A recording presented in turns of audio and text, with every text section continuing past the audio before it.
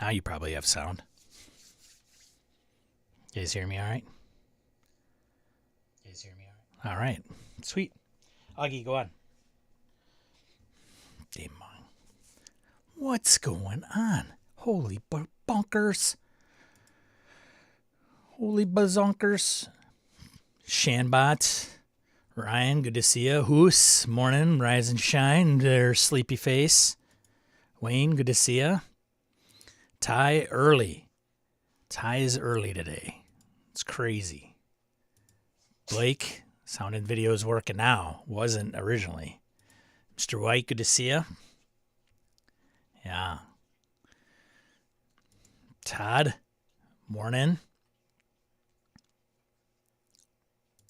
And Ben, good morning. Oh, excuse me. Pardon me.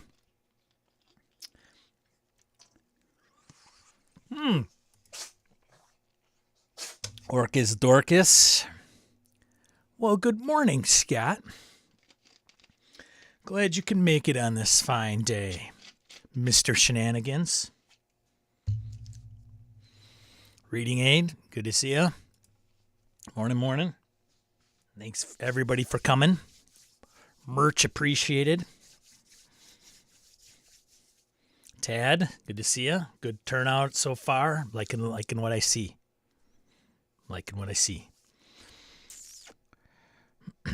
Even Orcus Dorcas, liking what I'm seeing. Having them here. And all the rest of you.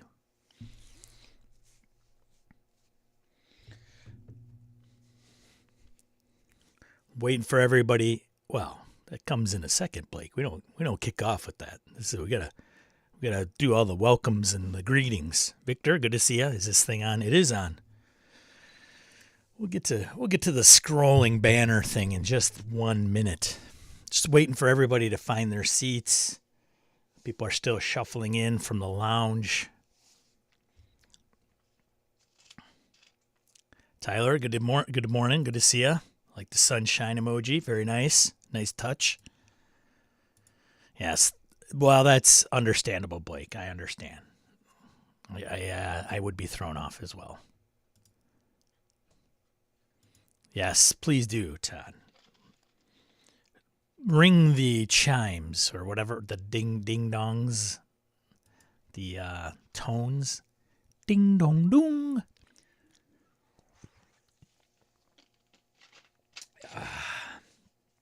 It's just another morning for a vanilla Coke. What are we going to be talking about today? Maybe some RPG stuff. For some of you that have not ever joined live or just seen any of these videos after live and on demand, I am Sean. I'm just some guy who likes RPGs. Tabletop role-playing games. I know some people get perturbed that we have to specify tabletop since we were the first ones here. But, what are you going to do? What are you going to do? Oh, RPGs again, I know. That's so 50 years ago. Came here for pet talk. Stayed for the RPGs.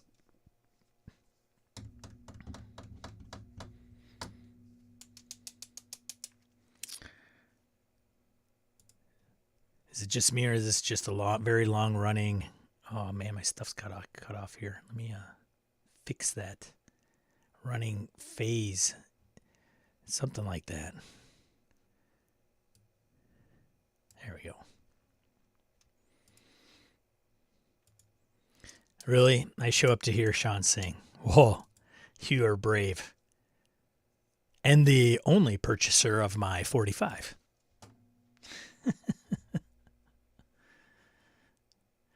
Yeah, go to find out what shenanigans your cat is up to. Augie's been leaving me alone, but he's having a rough time. He had a carcinoma that we got radiated, but now he's got imagine hearing a congested, stuffed up cat, like breathing out of his nose all the time. It's just like you could hear him enter a room. He's like, poor guy. I feel bad for him. Hey, William, good to see you. Yeah. And it comes and goes. And sometimes it's not from the radiation treatment or the location of the carcinoma. I think it's a combination of things.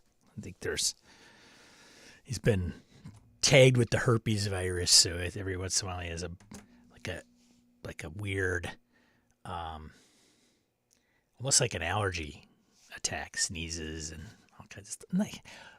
Dude, I turned into this guy because, like, he talked about RPGs, and now, like, all he's talking about is cat.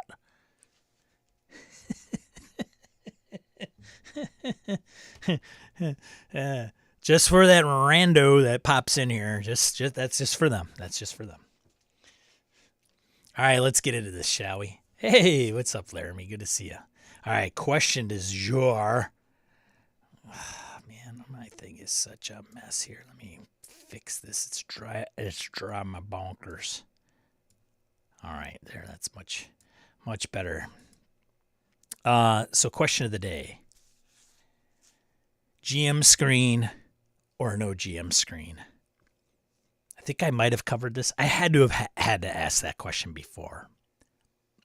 If you choose GM screen, what is the most pertinent information that you find you need on there? Whether it is or not.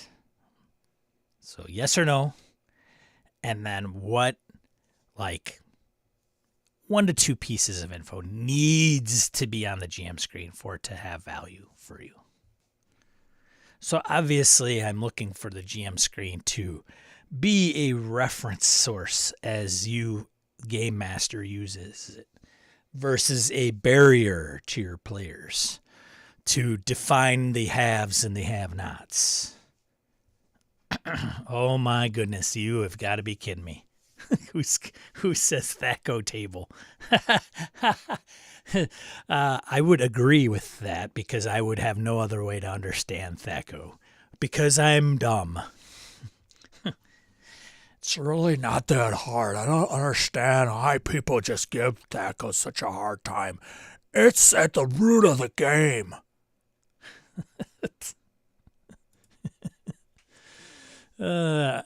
Blake says no screen. Have a double-sided A4 laminated cheat sheet. Make one for each game. Helps me learn what is pertinent. All right. I can understand and I see that. Salt Heart of Saltlandia. Good to see you, Kev. Yes, I like them, but tend to just leave them flat on the table as a resource. It depends on the game. Attack tables in VSDM, which is against the Dark Master. Very good.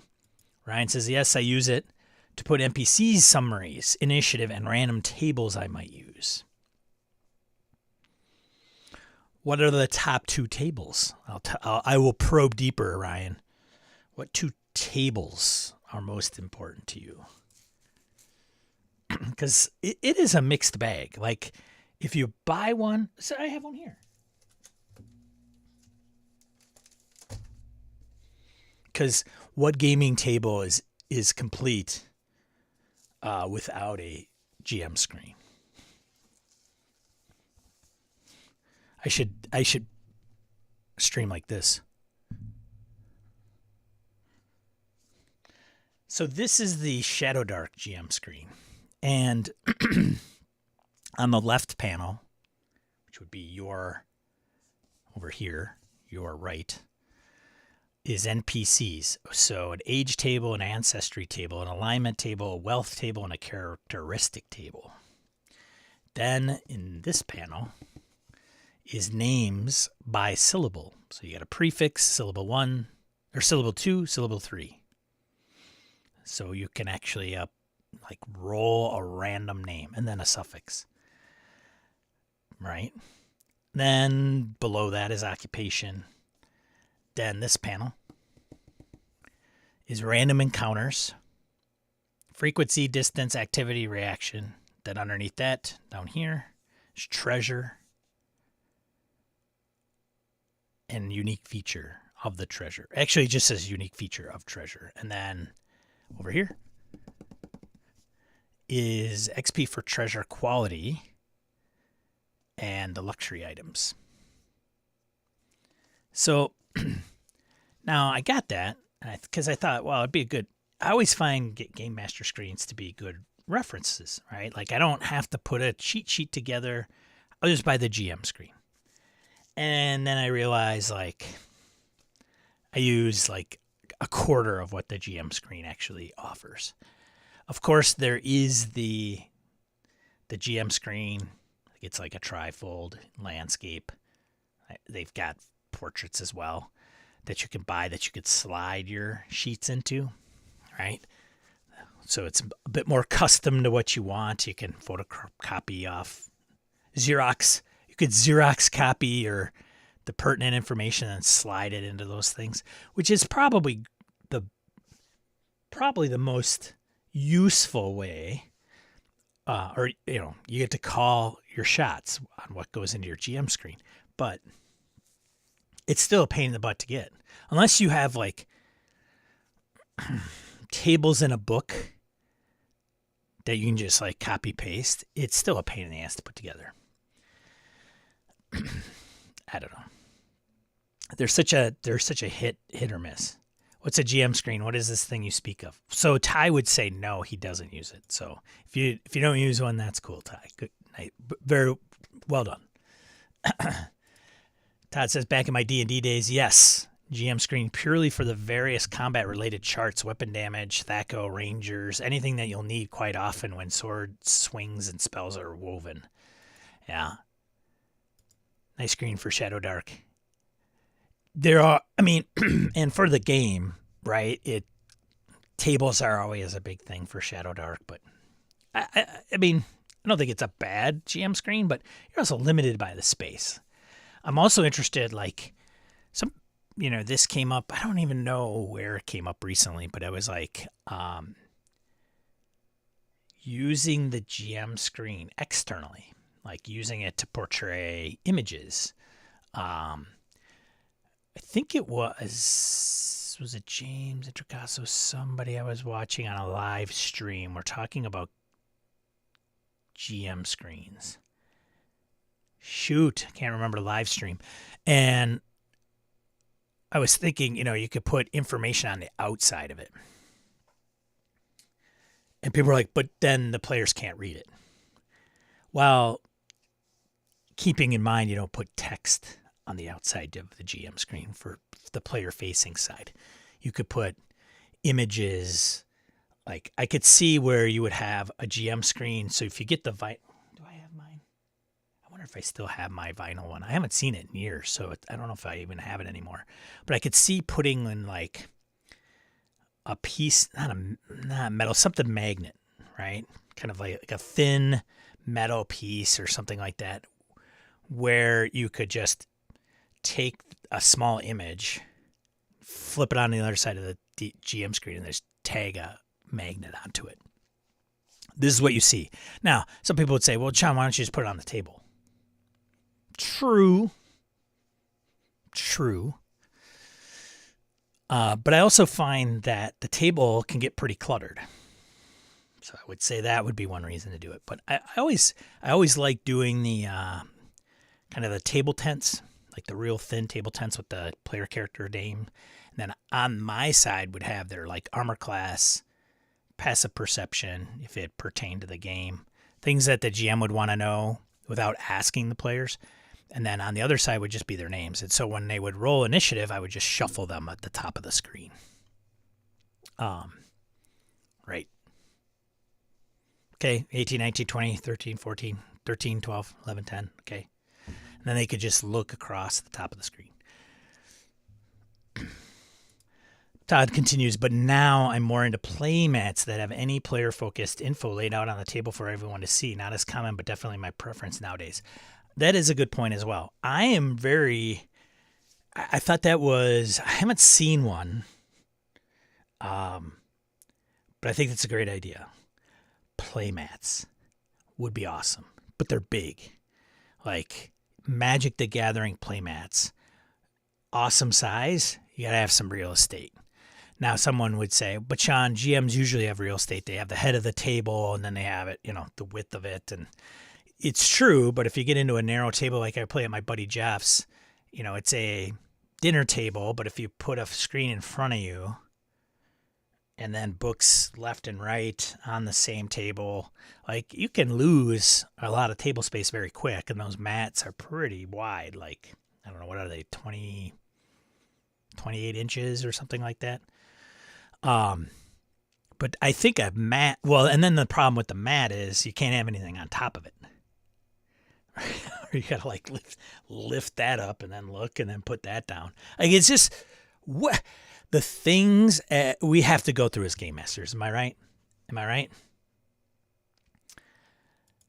Workador, yes, healing. I'm shocked at how many there are that have combat in their game and don't have healing in the screen, or even conditions. Like, I can never remember the conditions. Like, it is a mixed bag.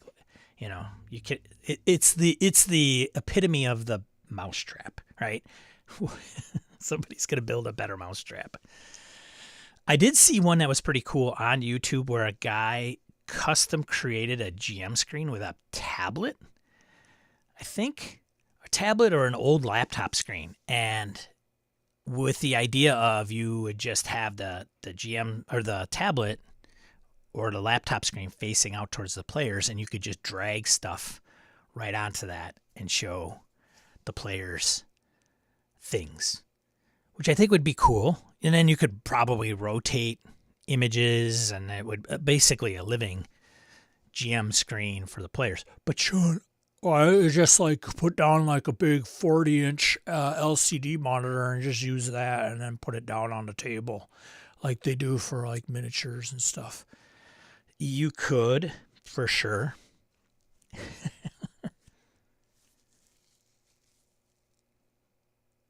Laramie says, yes, he uses one, the thing unique to that game that is referenced a lot. There you go. That's thank you for being very specific, Laramie. Appreciate it.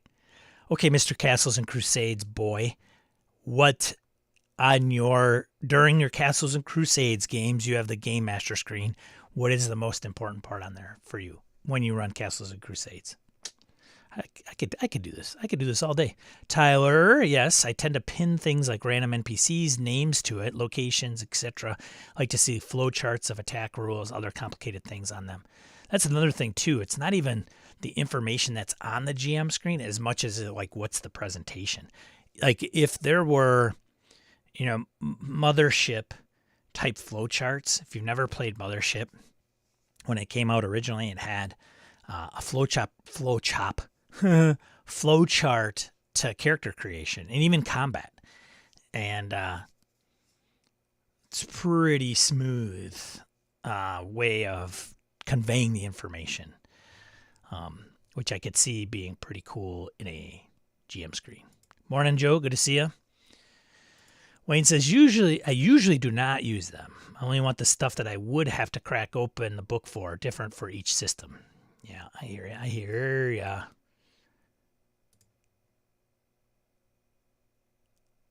Does it have healing, Sean? In the Shadowdark one? I don't think it does, honestly. No. Pretty confident I read it all off and it does not. Nope. No healing.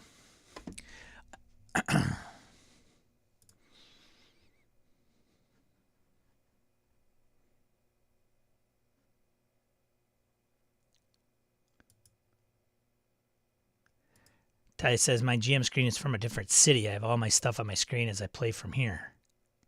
Got it.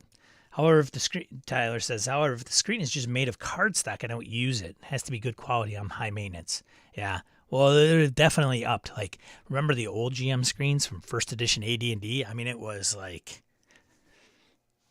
it was 3x5 cardstock.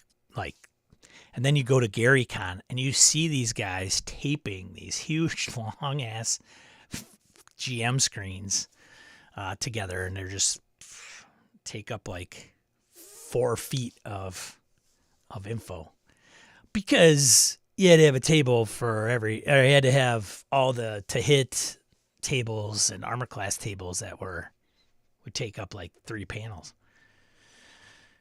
Stuff that's not in the DCC reference booklet. Yeah, that's a good thing. The booklet is awesome. Good morning, Kevin. Good to see you. Planescape Adventures used to each include a GM screen with adventure-specific charts, maps, NPC stats, but it was cumbersome to use in combo with the main PS screen. Major table hog situation.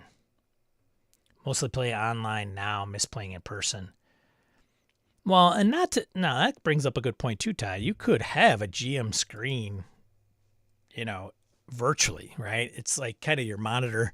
You could,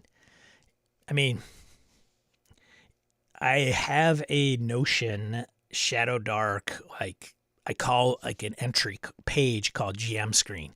It's full width of Notion, which isn't default. So if you don't enable full width, it kind of crunches it into a very column with thick margins on the side. But I ended up started putting things into that so I could just have that up.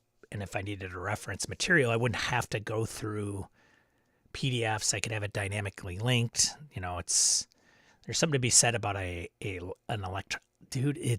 I've said this before. I'll say it again. We run games, but we write them like a book. Like games are not typically, not all of them are typically linear in fashion.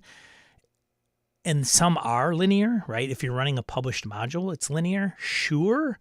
But many times when it hits the table, it doesn't stay on this, like it doesn't go from paragraph to the next paragraph to the next paragraph. Oh, the next page, paragraph, next paragraph. Oh, need the monster stat right now. Oh, it's right where it should be. Da da da. Like it's so amazing with the electronic tools today. Still, where it's like, even PDFs, man. Like, it's. I think we need a Steve Jobs of RPG layout, like putting it out there in a format that people actually didn't know they needed. Nubis says, good to see you, man. I stopped using GM screens after a year of running games. I don't like being separated from the rest of the table, and I always make cheat sheets for myself. Mothership screen is a good example, though. Got it. Boy, sometimes this discussion about GM screen or no GM screen, you can get some people's blood boiling. Like, this is like, oh no, it's very anti-gaming. It's this big barrier. Man. The Hammerdog GM screen, you can put your own sheets in. Big fan. Yeah, that's the one I got.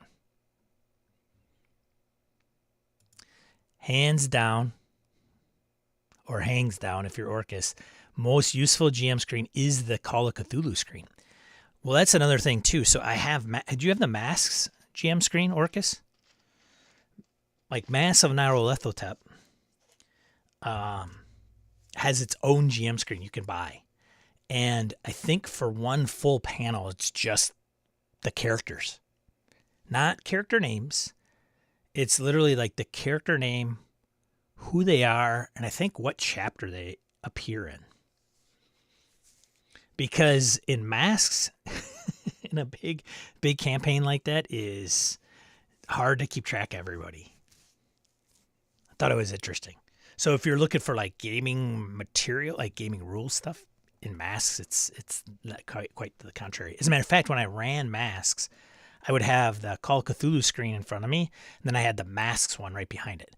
So if I needed to reference something from the campaign specifically, I would just pull up the Mask GM screen. All right. Ted says, I mostly need to keep my notes private. I tend to use reference on a screen. I don't tend to use references on a screen. I've accidentally tipped upcoming monsters more than once going screenless. Gotta hide this stuff from the players. I'll clip images and handouts over the screen at times. Yeah. I like the idea of switching from screens to playmats. That's basically what I do, but it ain't pretty. Yeah, there's just not a real great answer. Like the GM screen, so case in point for Nubis, like GM screen probably has handy info. He doesn't like to use it because it's like this thing he stands up. So people are like, well, you don't need to stand it up. Just put it to the side. Fair, right? I think many people, I know that's, if I don't stand it up, I love having one because it's, you could just pull it out. You don't have to page through a 300-page rule book. Roger, good to see you. I think that's also something, but it's, like I said, it's a mousetrap, man. For info on the outside, there are some custom screens that you can insert a tablet or phone into it and display. Oh, interesting. Oh, I might have to check into that. Morning, Eileen. Good to see you. Kevin says, I like using GM screen. DCC one is fantastic for funnel, low-level play. I like screens that have information that is referenced often, but not the core mechanic. Tad says, I put a combat cheat sheet for players outside of my screen when we started playing Pathfinder. They love that. Yeah, as long as they can read it, right? Otherwise, just hand it to them. I do that too, Sean. That's great. I also use playmats. I have a huge one for Cypher. There you go. See? There's a playmat making its appearance. Hackmaster 4 had playmats. Nice. Tim says, I don't think I've used a screen for anything since Vampire. Even then, I hardly ever looked at it. Yeah. Well, once you get, like,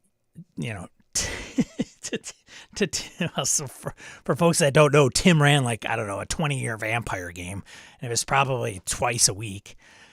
The thing about that is you probably know the rules pretty well. And nothing that a GM screen is going to offer is going to be able to, provide any value to you at that point. Playmats are just better. They are. I like playmats. I don't use one. I should get one for like this desk. And then what size do you get? Like I think you need a small playmat. Small enough where you can read it and it's legible. And then you can like slide it forward or backwards. Or, frankly, a playmat would be kind of cool if you could roll it up, right? Just kind of like roll it. And then if you need something, you unroll it. I don't know. Thinking out loud here. Write that down. Playmats are big and useful, but it soon gets covered with paper, books, and notes. I know that's the big problem. Someone created a Delta Green reference handout that I've printed out that had spiral bound. Same thing for DCC.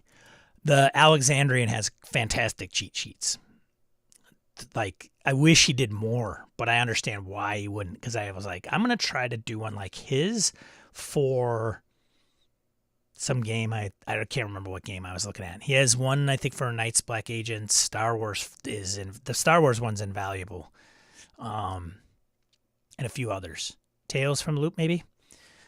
It's just some, man. Yes, I have the GG reference. It's awesome.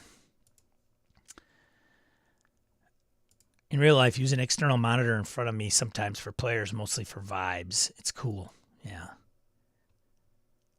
Don't forget to like and subscribe, you crazy cats. Thanks, Ryan. Appreciate it. My GM uses TV tray on each side to put his books out. Put his books on. It's and anything else he needs. Usually 2 tray on each side. He has one. He has more space. TV trays are invaluable. I agree. Call of Cthulhu flowcharts are must-have, at least. For me, at least, yeah. Willow says the best thing to have on a screen is grappling rules because they are rarely used and they are different in every system. Yeah, I'd agree with that, Willow.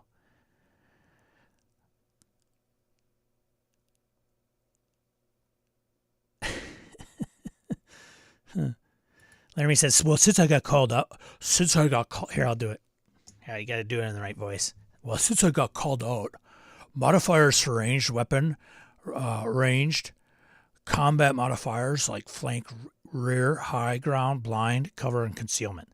So he's responding to he's like, I need a GM screen, and it should contain useful information. So now I grilled Laramie on the Castles and Crusades, and he's responding.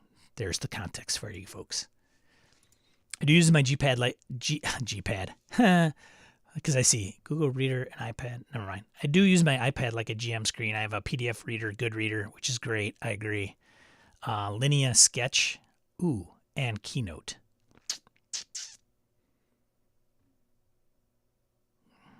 All right. See you, Todd. Thanks for stopping by, buddy. Have a great rest of your weekend. And before everybody leaves, happy Father's Day weekend. Here in the U.S., it's Father's Day weekend. So if you're a dad, hey, happy Father's Day.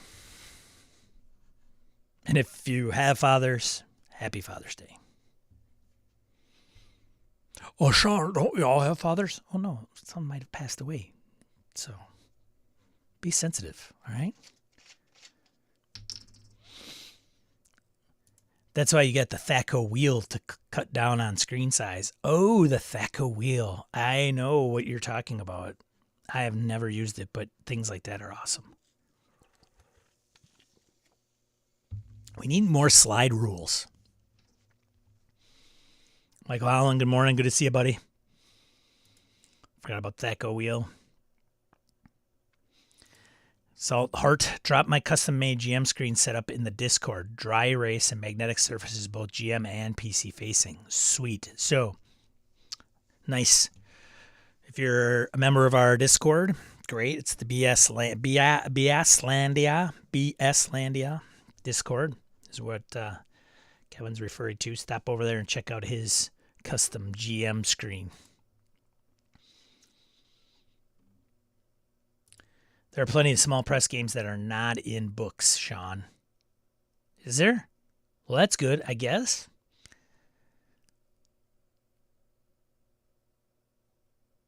Good to know. Sean wants the Steve Jobs for gaming. He does want the Thaco wheel. I would say if I'm running Thaco, I think the wheel is pertinent. Ryan says, I don't have any strong opinions on GM screens, not like pineapple on pizza, which is wrong. I agree with that, Ryan West. I agree. I still support the anti pineapple on pizza movement. I'm a proud supporter. I also am a card carrier of that, and I support the lobbyists on Capitol Hill to get that banned and outlawed. Blake's RPG Zone, I will ban him after this show. Is the Masks GM screen like 8 panels? Maybe. I need to try pineapple pizza sometime. I only ate a sandwich once and it was surprisingly good. Nubis, don't make me change my opinion of you, sir. Yeah, things are now going to go whoop. Aaron Millet, good to see you. Oh, as a 14-year-old with no money, I just use those bifold school folders. The pockets are nice, but the gaps let the players peek at the monster manual pages. You know, that's a good point, Aaron. And thanks for joining, by the way. I used to have, I don't remember where I saw this. I'm sure it was like some weird hack where you take I don't know if it's the same bifold school folders. I think it is, Aaron. We're talking about the same thing. But it's the 3-ring binders, right? The clips, like, clack, you know, you can remove the papers out of it. You take 2 of those or 3 of those, because if you get 3, you gotta you will end up with a 4 panel, because what you do is you overlap. So you had 2, right? You gotta overlap them and then you clip them together. And then on the inside, you've got pockets on those inside end. Usually.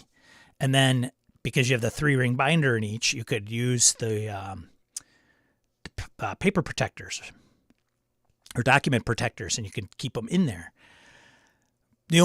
And you can use those clips to keep the document protectors from like flopping over and everything. I had one like that. I didn't use it, but I had one. I had constructed one. Mixed bag. Some of those actually have the pocket, the transparency on the outside as well, where you can slide your sheets in, right?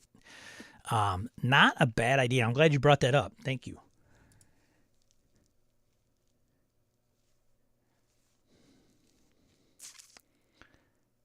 So Michael's obviously looking at the monitor. I'm only listening. And then, of course, Laramie types it into the chat. All right, see you, Kev. Have a great weekend. Thanks for stopping by, buddy. Happy Father's Day. I use a GM screen for rules reference, but I actually lay it down like a playmat. I just need it for the rules, not to hide anything. And I stand up a lot. Yeah. I mean, there is something to be there is something to be said about hiding things. Like if you have miniatures, you have, monster sheets. Yeah, you can have them in a folder. I don't know. The people that really hate Game Master screens, man, I don't understand it at all. Like, it's okay if you don't like them and you don't prefer them, but there are people that genuinely have this passionate hate relationship for them. It's so odd to me. We like personally playmat idea. It keeps my players from spreading all over the table. Also wants to roll dice on. Yeah, for sure. Protects your table too. If you got those stupid metal dice that people like to put dents into your table with, and they don't have dice trays. Look, okay, public service announcement. If you have metal dice, get a dice tray. Don't dink up your friends' tables. Okay. The more you know. Or dice tower, if you will. All right. See you, Eileen. Thanks for stopping by. Good to see you.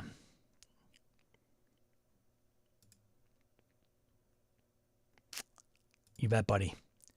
You need to put slide rules on the GM screen. Oh, yeah, man. Of course. Of course. At the top and on the sides. I think it should have those dials, and you should have like picture book. You should have you move a page in the screen and it pops out, or on the outside and it pops out. Or you have the dials. What are some of the games that use dials when we were kids? Maybe it wasn't a game. We don't see dials in GM screens. Dials would be kind of cool. Right? With the little window. Maybe 2 windows. I think there's something there. Ryan wins the chat for the day today. Sean eats pineapple. Everyone thumbs down the guy. That's fine. I'm all right with that. I as long as my message gets out there. I'm eating pineapple on pizza as we speak.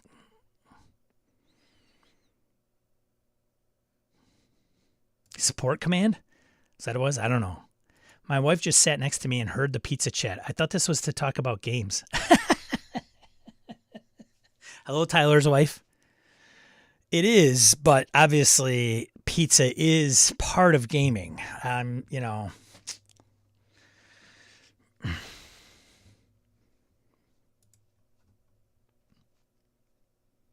right, we got to get to something. We're way. I got to get going. Let's do this, right? Otherwise, I'm never gonna get done, right? You guys got things to do and people to see, and fatherhood to celebrate, and all that, all of the good things. So, did that come out? Did that audio come out with that? Probably not. Something wrong with that, making me mad.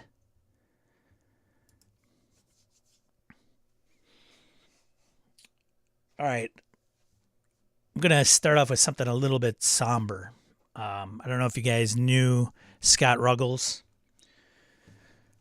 Scott Ruggles passed away and was instrumental in some of the design, look, and feel of Cyberpunk. So if you've looked at Cyberpunk in any capacity, you've probably seen his work as an artist. So just want to raise a glass to a fallen gamer, artist, contributor to the RPG space. So he was as it says here on our Talasaurian Games website with the Mr. Pond Smiths, the founder of the original Arasaka crew, and the man who once described J-pop to me as a piercing sonic attack. He was a good friend, great artist, a caustic and observant wit, and always loyal to his friends. Matchless artwork is all over Talasaurian's 2020 era, and he helped to shape what would become the penultimate mix of urban rap, technology, and social commentary that would forevermore define the Cyberpunk franchise in all of its many incarnations. If you love cyberpunk, yo Scott a drink here in the place where the best of the Night City are remembered. So raise your glass to a Night City legend. He will be missed by all of us. Mike Pondsmith. So to Scott's personal friends and family.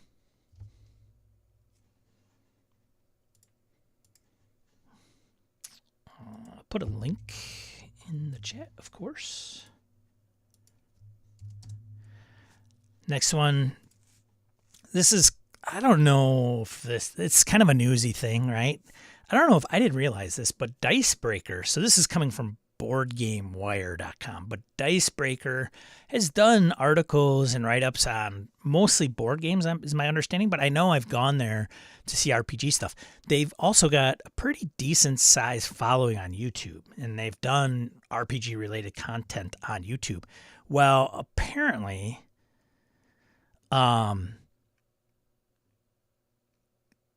there was on the 12th, this article is dated the 12th of June, and it was written, but they also had an update after it was written, same day, that said shortly after this article went live, Dicebreaker head of video Michael Whelan also confirmed he has been made redundant. So he tweeted, "No idea what IGN will do with the brand in the future, but if you haven't already been able to tell from multiple layoffs and no posts, the Dicebreaker as you know it is no more." So Dicebreaker must have been purchased by IGN. Laid off a few people, found a couple people redundant. They have 108,000 subscribers on YouTube. And they haven't put out an article days, weeks. So yeah.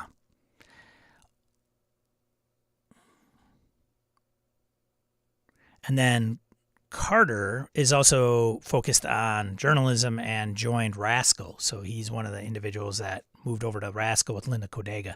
But anyways, I was not aware, but it's something to know when stuff like that happens. Like, whatever happened to that one website I used to go to and find certain interesting things about? And, well, they got purchased and then somebody canned them.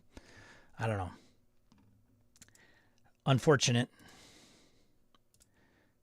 So I think that was kind of it for that stuff. Let's go into... Should we go into print news? What's going on? All right.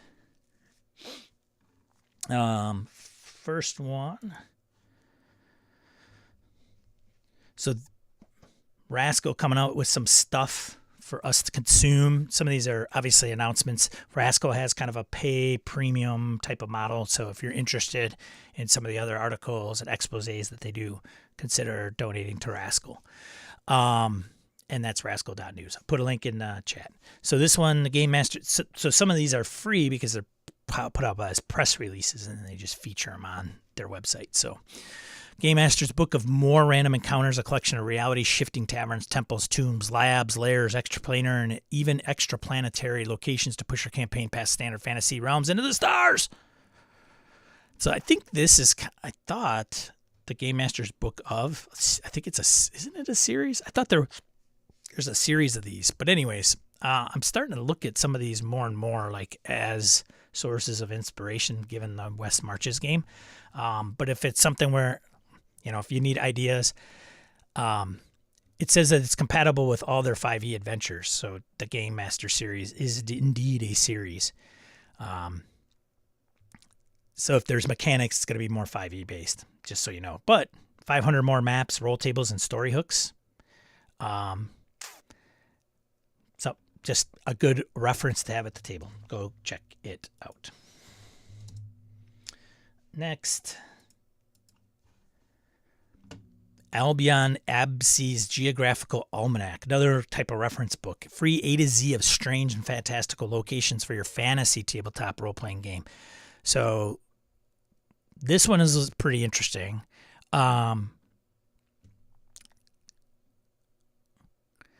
This one offers something unique. It's a free, ever-expanding A to Z of strange and fantastical locations, each crammed with lore, NPCs, adventure hooks, aberrant folklore, trinket and treasure roll tables, and much, much more. So this first one is Alstomyrkirus, an arcane dispensary adjoining the stars. B, Boulder Spoke, wherein the dead shall be watched over. Anyways, players traversing a forest introduce them to Nesteropetes, a sentient flying log piloted by talking squirrels. I mean, because why not, right? Need an interesting take on a trading post? Drop the wandering one-eyed titan of Jaitura in their path. The giant dragonfly of Odonata, or even the iceberg-encrusted octopus of... Oh, God, these names. I'm just not even going to try. But anyways, check this out. And it's completely free. Did they mention that? So, take what you like, leave what you don't. There you go. Next. Mothership is released. If you've been living under a rock, it is now. Well, the Kickstarter was filled. People have most of their stuff. Now it is something you can get and purchase. Although I have links to drive-through, I would imagine you can get. Now on drive-through, you can only get the PDF. There's no print version yet. This is the bundle, so I'll link to the bundle. There you go. Isn't Mothership been out for years? Yucca, yucca, yucca, yucca, yucca, says Michael.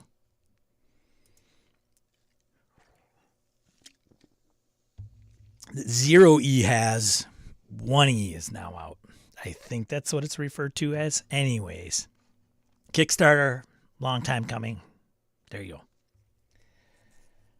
Is it? Oh, print's coming to Exalted Funeral. Good to know. Thanks, Orcus. Been playing Mothership. It's not bad. It emulated the Alien movies very well. There you go. Only since 2018. Well, yes. Right. And then we'll get into some of the things that Ian World might have mentioned. So let's see. First one, Sunstone Odo OSR. Here we go. Frog God Games. This is for OSR, Castles and Crusades, 5e, DCC, Swords and Wizardry, System Agnostic, 5th Edition, Pathfinder, Tales of the Valiant, 13th Age. Man, I don't know how they do it. I don't know how they do it. Laramie, I don't know how they do it. Laramie has worked with them. I don't know how they do it. So, in all seriousness, this one's for OSR, Castles and Crusades, and D&D 5e. Okay? So if you're interested, go check that out. It's available. Softcover Adventures. Next one, Epic Encounters, Palace of the Drow. Epic Encounters, Lair of the Dryder by Steamforge Games. Standalone encounter combines boss battle with some miniatures. There you go. Next one, Republic of Tharda by Columbia Games. This is just for Hearn World. Hearn. So if you're like Hearn, this is a Hearn supplement for you. The Western Hearn is rich in natural resources. It exports considerable amounts of high-quality stone and salt. Unique among the Hearnic realms, it is a plutocratic state governed by a Republican Senate and overseen by bureaucracies of civil servants. Next one, Dead Letter. Booyah, Delta Green. Personal favorite. Yes, I'm biased. So there you go. Know your audience. Arc Dream Publishing. Delta Green Agent's Handbook. That's the other RPG coverage. Anyways, $30. PC agents must pursue horrors and vicious foes from Berkeley to rural Montana, and they must confront a hideous threat thought long dead. I don't think I have this. I may have to pick this up. There you go. A Stitch in Time and Redacted Records. The second by Cubicle 7. So by the Doctor Who RPG and Warhammer 40k. Wrath and Glory RPG, hardcover supplements. There you go. Savage Gladiators by Arian Games for Savage Worlds. Because, if you're going to have Savage Gladiators, you might have make it for Savage Worlds. Two savages come together. Hardcover. $31. Contains everything you need to run a campaign set against the backdrop of the Roman Empire and can be run as a historical or alt-historical setting. So if you would like to run Gladiator the movie. There you go, right? Next one, Little Pony role-playing game for Ty, it says on there. This is for Ty Prunty. By Renegade Game Studios. Hardcover supplement, $45. Multitude of contests, parties, festivals, and fairies take place with the turn of each session. Fun new adventures and exciting festivals take part in the PC Ponies and Ponyville. I would like to see a mashup of My Little Pony and Heron. Can we do that at a convention, please? Sign me up. I will recruit for it. You will have a full table. Who says Tharda is the coolest nation in Harn? That's coming from Hoos, who is I would consider a Harn aficionado. Berkeley to Montana, fight vicious hippies and rabid rednecks.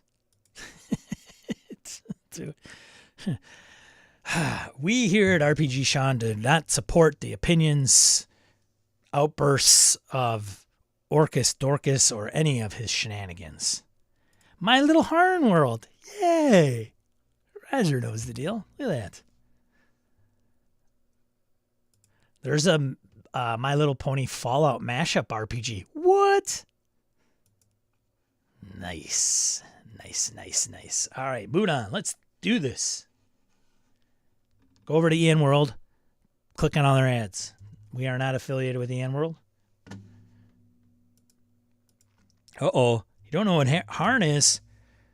Ty Prunty, Google it. It's an old setting. It's been around for ages. Some will say it also has rules, but it's very much known for the setting. Very robust. Some people will play Harn, but use different game.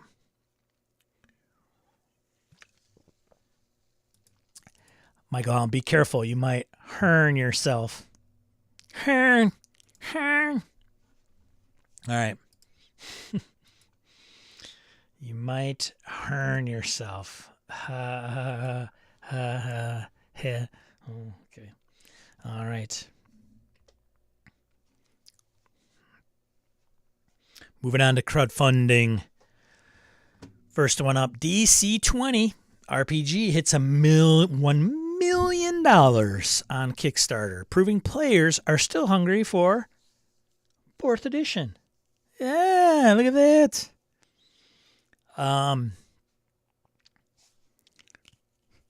Anybody get in on this? Somebody in the chat's got to be one of the contributors to $1 million Kickstarter. No? Anybody? Anyone? DC 20 is D&D 4E. I hadn't seen this. It came up last stream before DC 20, but I don't know much about it. I haven't read much about it, but I know there's some overlapping with so I think they equate some of the powers that player characters get very relatable to 4th edition. I don't know how much. It's obviously D20 based, but I don't know how one for one is. Holy crap, this has been all over the YouTube sphere. Yeah.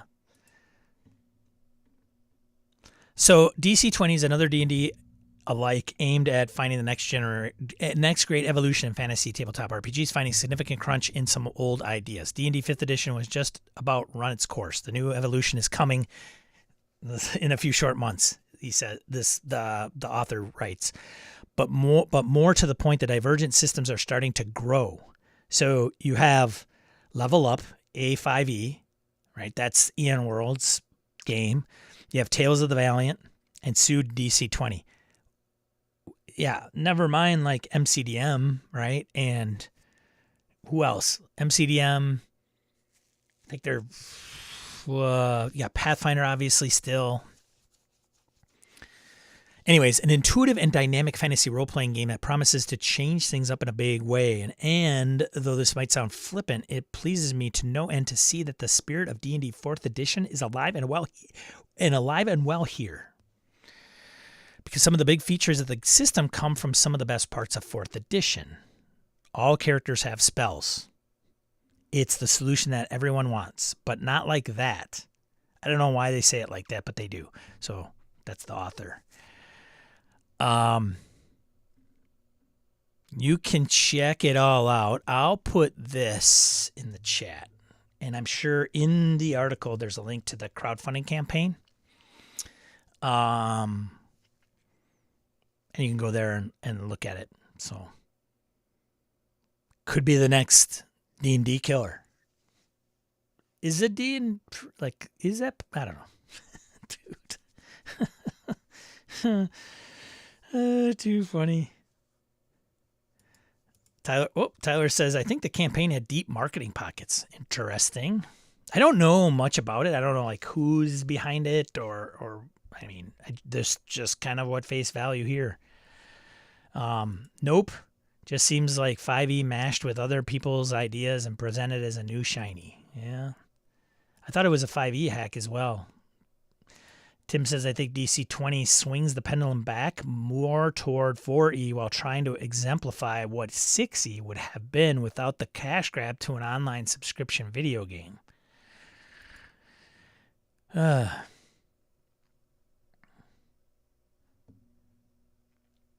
Violence solves everything. Looking at the free playtest alpha rules, it didn't give strong 4E vibes. Thanks for joining. Violence solves everything. Interesting handle. Yeah, I don't know. I haven't read the alpha. Good to know somebody has and can, mention that. I didn't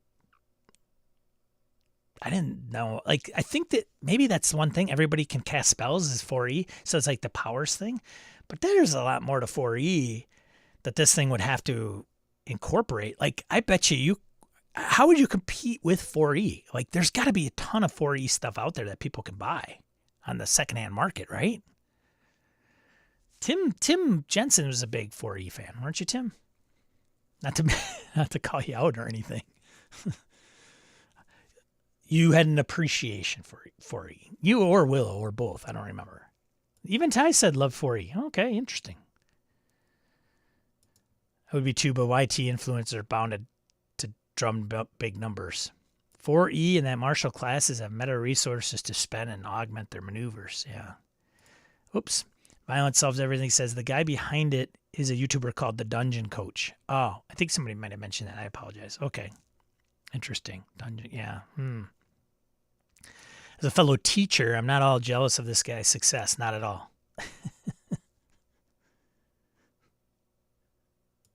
I've seen some of his videos. I'll leave it at that. Okay. 4E was the best designed edition. Yes.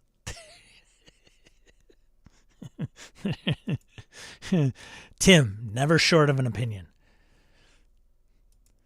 Wayne says, saying that they have spells is not doing anyone favors. I loved 4E too. Oh, I didn't know that, Wayne. Tim likes 4E dogpile, right? Tim says it was actually fun to play non-wizards in 4E. Yeah, I've never played 4th edition. I haven't really technically played 0 either. Although I would say Jim, during BSRCon, kind of ran a 0 edition game. So maybe I could check that off. You missed out, Sean. Yeah, maybe I did. I don't know. I'll tell you what, the group I was hanging with at that time wasn't going to happen.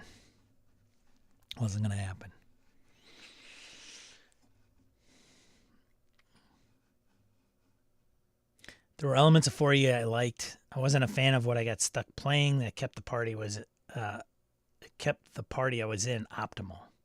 Victor says the 4E character dynamic was definitely fun. Okay. I mean, there was so in the Jeff group, I just refer to him as the face-to-face group I play in. We were kind of bantering back and forth, and I don't know how it came up, but somebody said 4E, and I said, yeah, I play 4E, and Jeff is not a fan at all. He's the video game. They're trying to play a video game, and so I'm like, play it. Then if it's not for you, no big deal, right? Like, I had the core books. I never played it. Lots of 4E stuff available on eBay for cheap if people are interested. Yeah. Yeah. That's what I should have ran West Marches with. 4E. Ty says, let's bring it back. Well, bring it back. Did it ever go anywhere? I mean, come on, huh? 4E game balance started to unravel after level 15. It certainly needed more playtesting.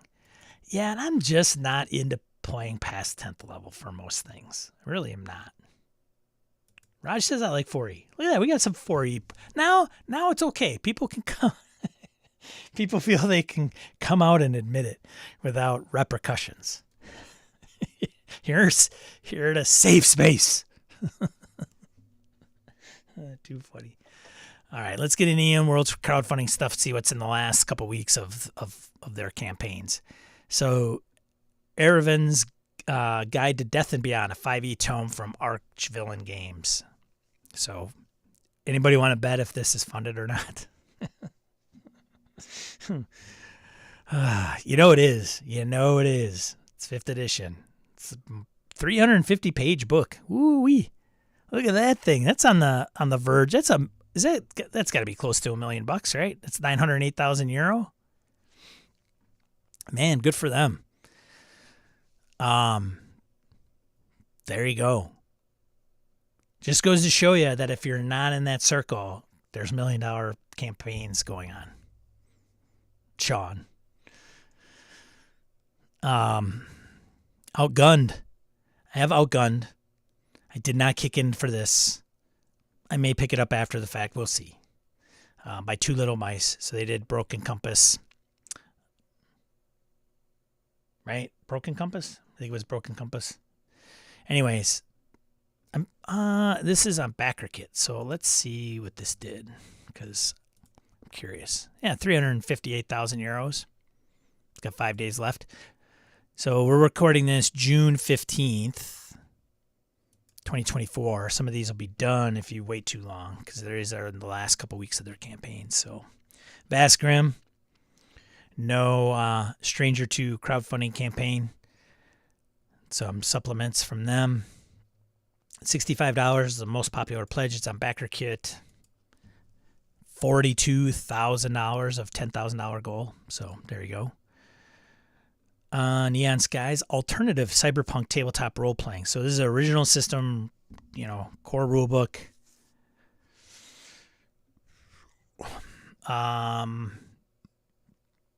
In this cyberpunk TTRPG, the Infusion gives everyone a virtual reality via direct wireless connection to OmniNet, added at the DNA level. The Infusion leads to new awareness and body modifications. Yeah, I don't know. I have not delved into transhumanism, like Eclipse Phase. Cool, but not my jam. This one's funded $48,000 of a $40,000 goal. That's good on them. Yay! Congratulations. Next one, a collection of fantasy maps 2 from D Architecture Art, system neutral source book. The isometric look. Look at that. What do you guys think of the isometric look? You guys fans? 110 euros gets you the PDF, VTT, and print versions. Plus a slipcase, maps, dungeons, and one-page adventures. Very cool.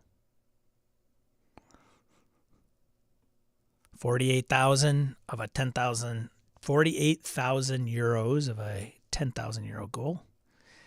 MT Black presents Iskender Adventures 5e. MT Black. I get it. $20,000, a $500 goal.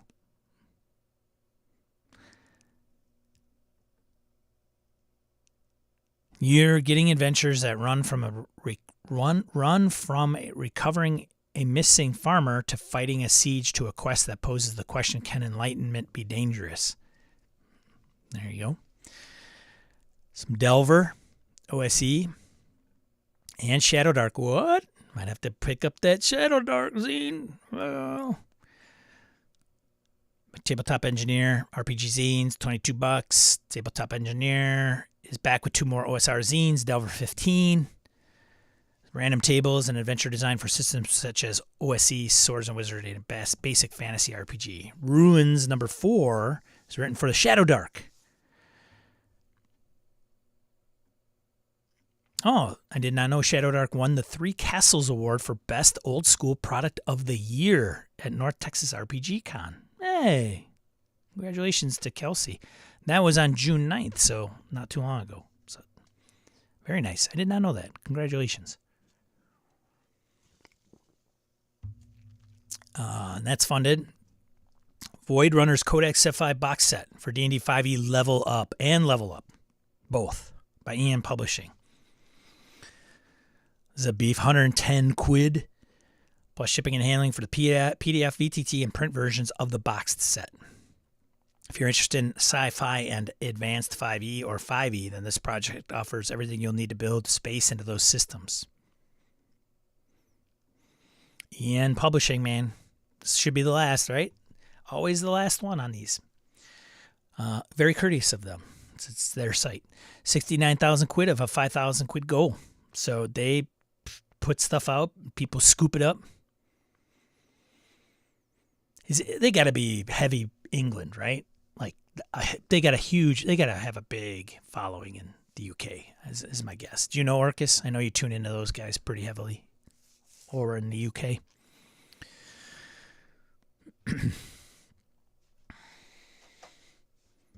There you go. That's all I have.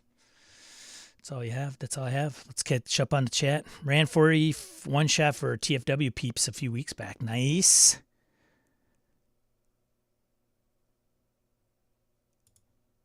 I'm curious why they did this when they have Broken Compass. I don't know. It's a good question. I don't know the differences. I think with this one, it uses the outgunned rules. Although Outgunned and Broken Compass are they're not hugely different. My guess is that it's a setting. But still, well, that's not necessarily true either. I don't know. Who knows? Talking about 3 Little Mice books. Can't wait to play Household. Heard it's good. Tyler agrees. Yeah, I don't know. I didn't get it. I mean, no shame keeping the business afloat. Sure.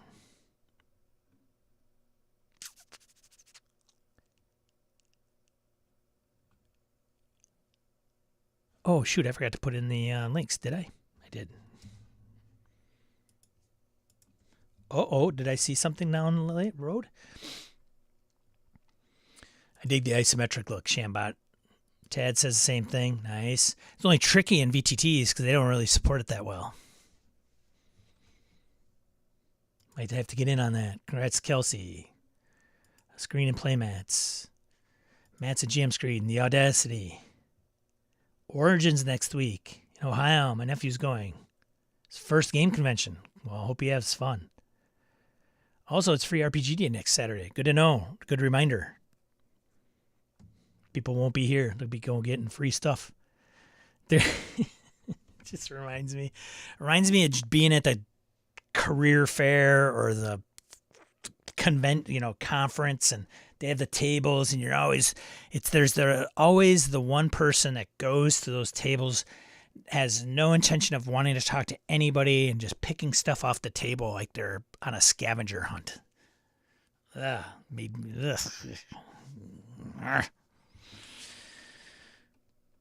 Again, I will say, with all the end stuff they crank out, I never see it in play anywhere.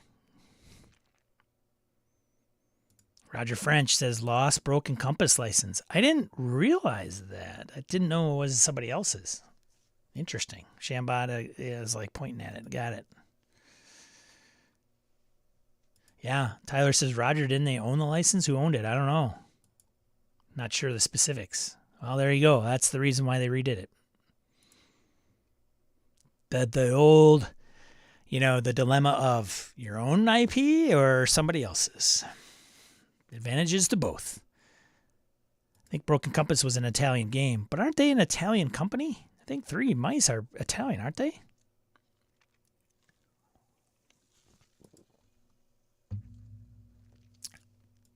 Make sure you support the LGS who gives you free stuff too. Grab a book or dice or whatever to show your gratitude. That's right. Good point, Michael. Don't be going in there and just, taking all the free stuff, you cheap bastards.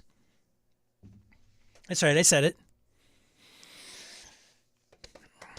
Screw you, dude. I'll do whatever I want. Okay. You do you. Okay.